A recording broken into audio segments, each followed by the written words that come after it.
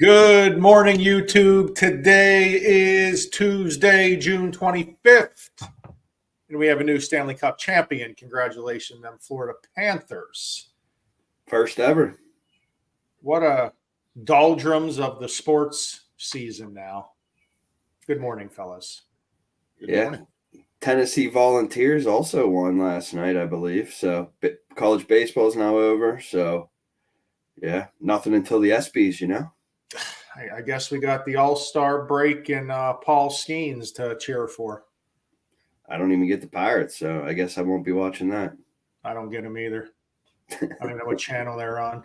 Mr. LaPera, what's going on today? Not much, man. Not much. No home improvements today, man. All business. I like that. Last couple days, I feel like you moved into the home repair business.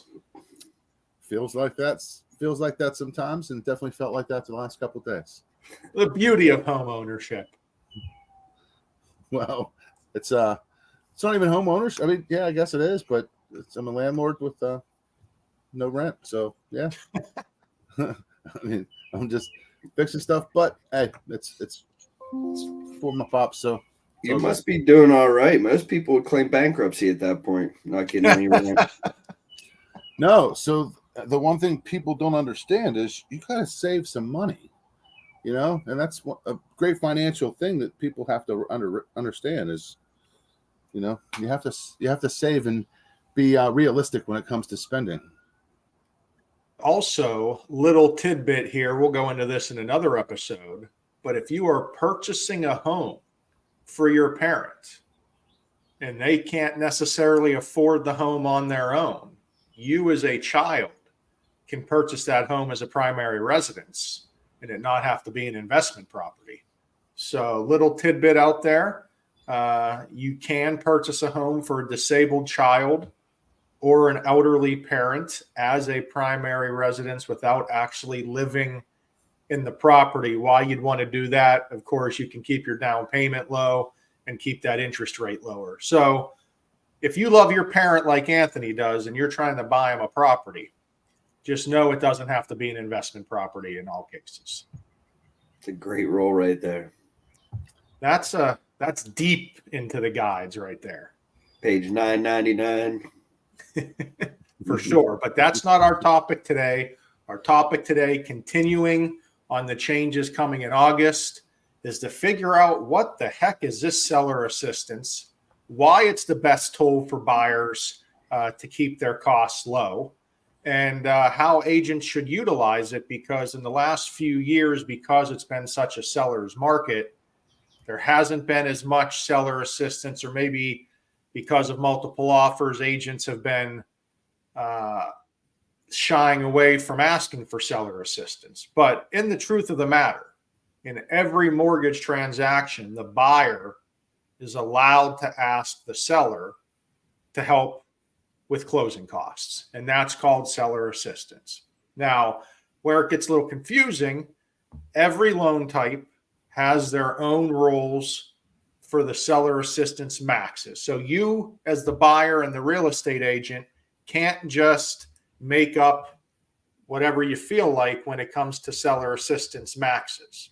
There, you have to stay within the guidelines.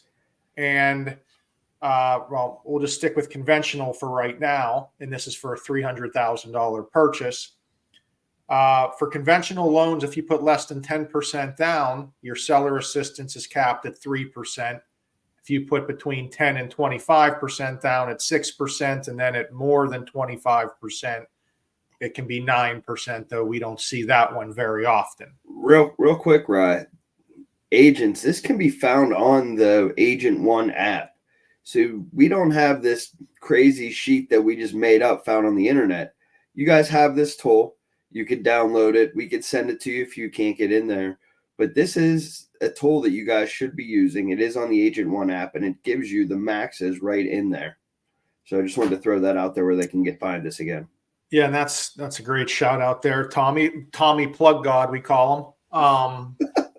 So what we do with this sheet is you can see how much seller assistance you can ask for.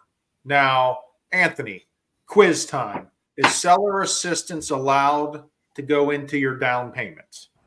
No, it's only towards closing costs. It's only towards closing costs. So, guys, when you buy a home, you have down payment plus closing costs plus agent commission starting in August. Those are your 3 levels of closing costs.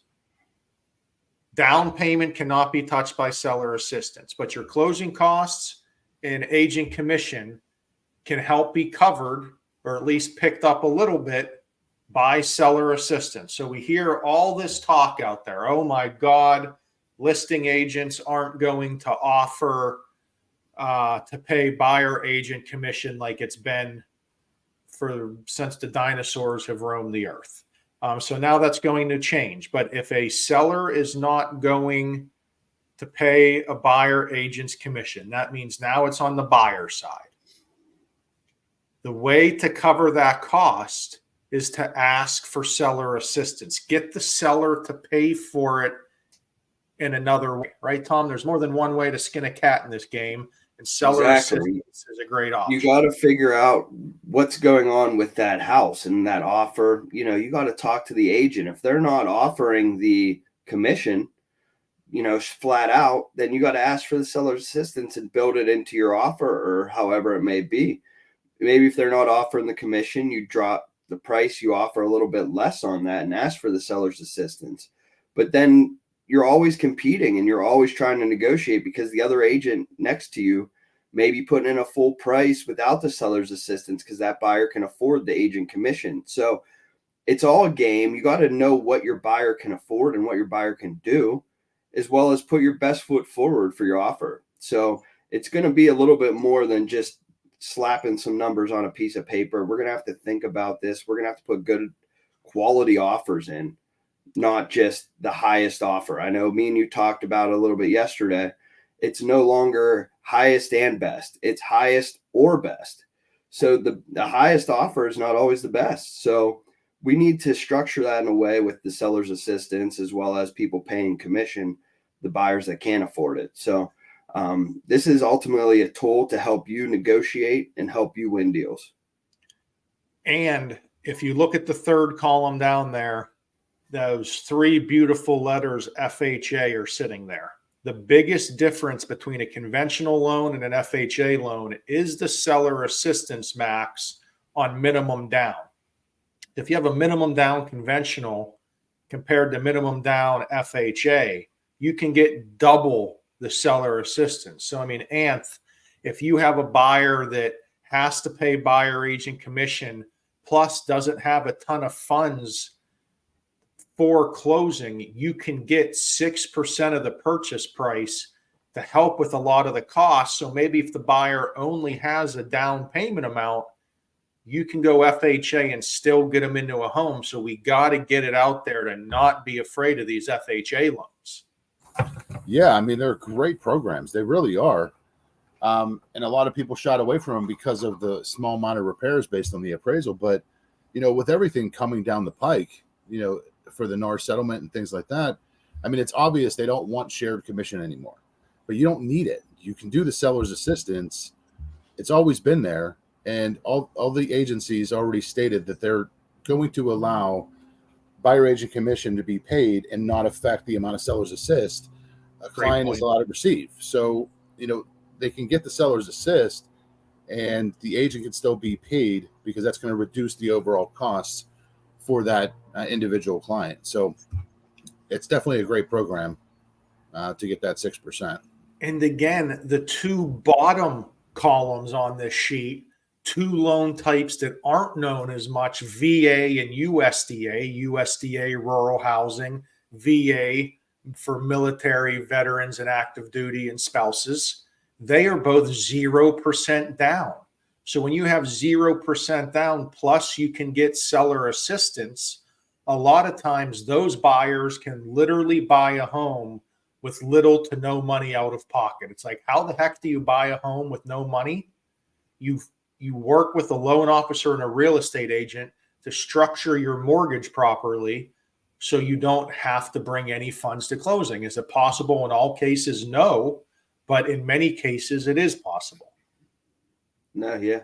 I mean, those are great programs. And going back to the FHA, I mean, that is going to be what we see a lot of going forward. The FHA loan, that now you can go up to 500,000 on a purchase price. I believe it's just shy of 500,000 for the loan amount max. So, I mean, that's a lot of assistance if you start thinking about 6% of 500,000. So, there's things that can be paid for, and this is probably how it's going to have to go. I mean, and all I would say is let's stop banging our heads against the wall and making this too complicated. If you don't know what the seller's doing, just go in assuming they're paying no commission. Don't ask for commission. Put it on the buyer side and use seller assistance to cover it. That's how I would look at it. Just use the tool that's at your disposal as a buyer's agent to put in your strong offer and know that you're going to be able to get paid using the proper loan. And you don't have to worry. Then if the seller assistance can be cut, if the seller says, hey, actually, I'll do this, let's do 3% seller assistance instead of 6, whatever it may be, then we're in the negotiation stage and the agents can go balls to the wall and get that negotiated for their buyer. The strong negotiators will win this summer. Yes, if you're a strong negotiator, you should be licking your chops because business just got real fun for you. And again, seller assistance is here. I know it feels like that sellers have all the control right now, but that's not always the case. Markets continue to change. And for the last few years, we've seen very little seller assistance where it can absolutely be used more. All good tips there. All right, boys, that's all I got for this Tuesday. Anything to wrap it up? Yeah, I thought it was Friday when I woke up. No. Just hit the golf course for a couple of days and then boom, Friday's here. Ant, go do a cannonball. No, that water's cold right now. Okay. Maybe one episode by the end of the summer, we'll get Cannonball Anthony. Making more views. That'd be funny. I mean, it's at 100 degrees. He's complaining about the water being cold. I mean, that's a yinzer for you right there. That's a frickin' yinzer for you. All right, guys. Have a great day. Talk to you later. Yes.